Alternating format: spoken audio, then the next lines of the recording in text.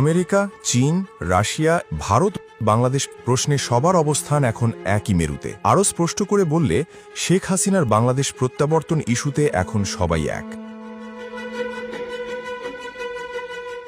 ভারত বরাবরই শেখ হাসিনার পক্ষে, রাশিয়াও তাই। আমেরিকা তো শেখ হাসিনার ঘোর বিরোধী ছিল। তারা কেমনে ঘুরল, কেমন ঘুরল? শেখ হাসিনার প্রবল দেশপ্রেম যেমন আমেরিকাকে মুগ্ধ করেছে, তেমনি উগ্রবাদ ইস্যুতে তার সুদৃঢ় অবস্থান গুরুত্বপূর্ণ নিয়ামক হিসাবে কাজ করেছে। আর বাংলাদেশের জনগণের চাওয়ার মূল্যটাও আমেরিকা অনুধাবন করেছে। শেখ হাসিনা তার প্রায় ২১ বছরের প্রধানমন্ত্রিত্বের জমানায় কখনো দেশের ভূখণ্ড ও সম্পদ বিদেশিদের হাতে তুলে দিতে সম্মত হননি। এই বাংলাদেশের সম্পদ বেচে ক্ষমতায় আসতে হবে, শেখ মুজিবের মেয়ে কখনো সেটা চায় না। এমনকি ২০২৪ সালের ৫ অগস্ট পট পরিবর্তনের পরও দেশের স্বার্থ বিকিয়ে দিতে রাজি হননি বঙ্গবন্ধু কন্যা শেখ হাসিনা।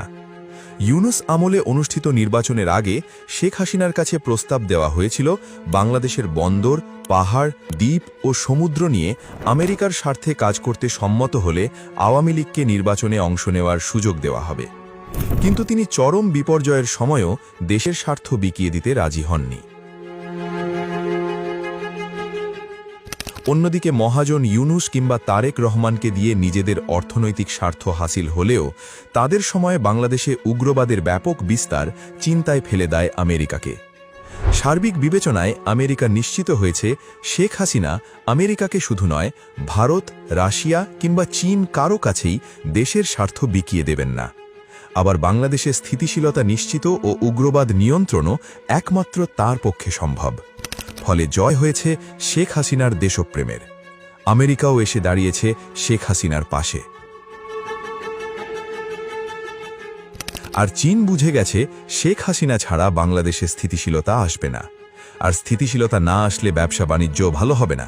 তাই নিজেদের বিনিয়োগের সুরক্ষা ও ব্যবসা বাণিজ্য সুনিশ্চিত করতেই চীনও শেখ হাসিনার পক্ষে দাঁড়িয়েছে। বাংলাদেশের আপামর জনসাধারণ আন্তরিকভাবে চাইছে শেখ হাসিনা ফিরুক, বাংলাদেশকে রক্ষা করুক। দেশ চালাইতে হলে হাসিনা লাগবে, তাই ছাড়া দেশ চলবে না। এটা নিশ্চিত আমি রিক্সা চালাই। আমি দৈনিক যদি 50টা প্যাসেঞ্জার টানি, 45টা প্যাসেঞ্জারই আওয়ামী লীগের কথা গায়।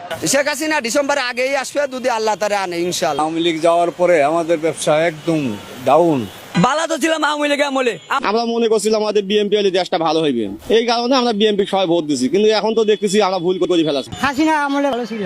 আমি নিরাপত্তা, আমাদের যে জানমালের নিরাপত্তার ক্ষেত্রে আওয়ামী লীগকে আবার নিয়ে আসবে। এই রিক্সাওয়ালা সব শেখ হাসিনার গদিত বসায় দিব। অন্যদিকে 4 বিশ্ব